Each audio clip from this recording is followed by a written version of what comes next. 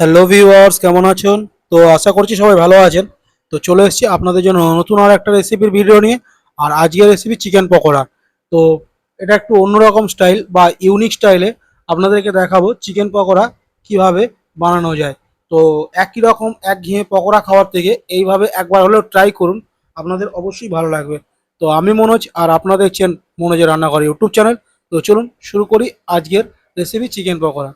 আমি এখানে 150 গ্রাম মতন বোনলেস চিকেন অল্প করে কুচো করে নিয়েছি, একদম কিমা করে নিয়েছি। আর এখানে নিয়ে নিয়েছি একটা মতন পেঁয়াজ, একদম কিমা করেছি। আর দুটো কাঁচা লঙ্কা কিমা করে নিয়েছি। আর এখানে আমি সাইডে আদা রসুন কিমা করে নিয়েছি। তো চলুন পুরো ভিডিওটা দেখতে থাকুন, সবটাই শিখে যাবেন। আর যদি ভিডিওটা ভালো লাগে তাহলে অবশ্যই ভিডিওতে একটা লাইক করবেন, চ্যানেলে নতুন হলে চ্যানেলটা সাবস্ক্রাইব করে নেবেন। তো দেখতে পেলেন আমি যেমনটা অল্প সামান্য রসুন কিমা আর অল্প সামান্য আদা কিমা দিলাম, এবং এখানে আমি একটা আলুকে অল্প সামান্য নুন আর অল্প সামান্য হলুদ দিয়ে সেদ্ধ করে নিয়েছিলাম। তো সেখান থেকে হাফ আমি আলু এখানে দিয়ে দিলাম, গ্রেট করে দিলাম। আর এখানে অল্প সামান্য ধনে পাতা দিয়ে দিলাম। এবার সবগুলোকে একটু ভালো করে মিক্স করে নেব, কিন্তু তার আগে টেস্টের জন্য আমি দিয়ে দিয়েছি নুন 1 চামচ।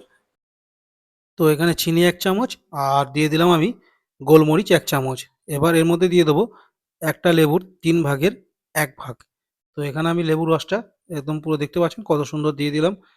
সব মশলাপাতি সব দিয়ে দিলাম। এবার আমি এর মধ্যে দিয়ে দেবো একটা ডিম। কারণ ডিমটা দেওয়ার কারণ খাস্তা মুচমুচে দু রকমই আসবে একসাথে। তো সেই জন্য এবার আমি এটাকে একটু ভালো করে মিক্স করে নেব পুরোটা। তো এই যে দেখতে পাচ্ছেন এইভাবে।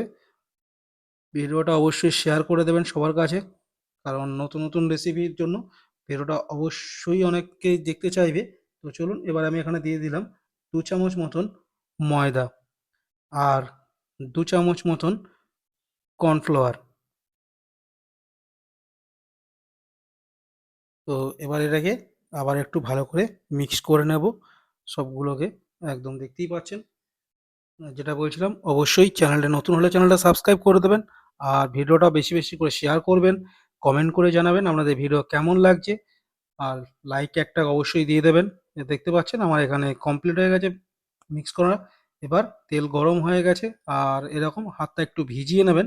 ভিজিয়ে নেওয়ার পর তাতে তেলে ছাড়তে সুবিধা হবে।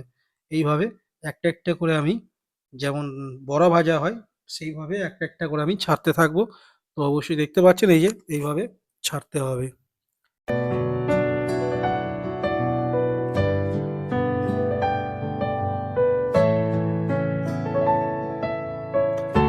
সবগুলো যখন ছাড়া কমপ্লিট হয়ে যাবে একটু ভালো করে নেড়ে চেড়ে নেবেন।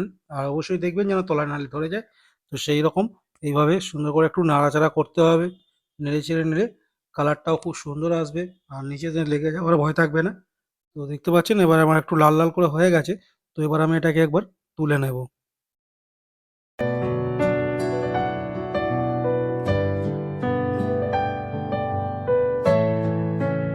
এবার এটাকে তুলে নেওয়ার পর আমি একটু ভালো করে এটাকে ভালো ফাটিয়ে দেবো, যাতে ভিতরটাও পুরো কমপ্লিট ভালোভাবে হয়। কারণ হলে উপরটা লাল হয়ে যাবে আর ভিতরটা কাঁচা থেকে যাবে। তো সেই জন্য এইভাবে আমি, এই যে দেখতে পাচ্ছেন এইভাবে চ্যাপ্টা করে দিচ্ছি। আপনারা অবশ্যই হাতে করে করার চেষ্টা করবেন না আমার মতন। আপনারা কোনো একটা কিছু জায়গার মধ্যে নিয়ে করবেন, নাহলে হয়তো গরম লাগতে পারে। তো এবার আমি আবার কড়াইয়ে সবগুলোকে এইভাবে আবার যেরকম ছেড়েছিলাম তো সেরকম ছেড়ে দিলাম। আর গ্যাসের ফ্লেমটা অবশ্যই লো হিটে রাখবেন। একমাত্র যখন আপনার হয়ে আসবে তখনই একমাত্র গ্যাসটাকে আপনি হাই ফ্লেম করতে পারেন। যেমন আমি এখন হাই ফ্লেম করে দিয়েছি, আর আমার কমপ্লিট হয়ে গেছে। তো এই যে দেখতে পাচ্ছেন লাল লাল কত সুন্দর ভাজা হয়ে গেছে, একদম পুরো গোল্ডেন কালারে। তো চলুন একদম সুন্দর এইভাবে খাওয়া যাবে, কত সুন্দর একটা সন্ধ্যের স্ন্যাক্স। তো চলুন চার সাথে, আপনাদের চা কফির সাথে খুব একটা একদম সুন্দর রেসিপি, ইউনিক। যদি ভালো লাগে তাহলে অবশ্যই চ্যানেল নতুন হলে চ্যানেলটা সাবস্ক্রাইব করবেন। আর ভিডিওটা কেমন লাগলো অবশ্যই কমেন্ট করে জানাবেন, লাইক করবেন, শেয়ার করে দেবেন বেশি বেশি করে। তো চলুন দেখা হচ্ছে এরকমই নেক্সট কোনো আর একটা ভালো ভিডিওতে।